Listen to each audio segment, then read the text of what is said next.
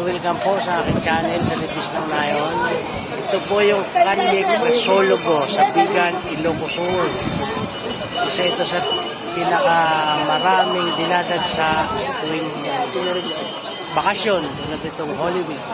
Pinakamaraming tao ang dumadayo dito.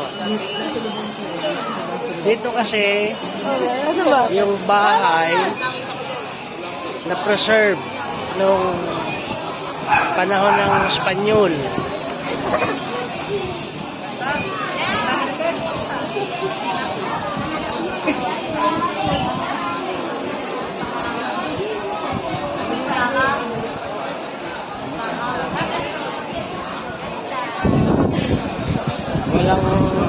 Walang nabago talaga.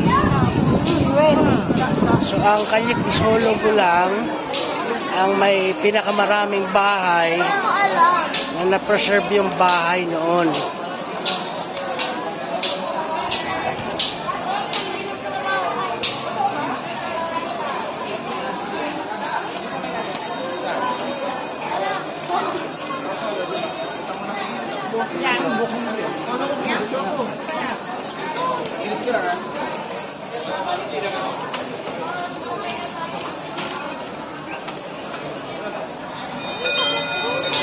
Ito sa paggabi.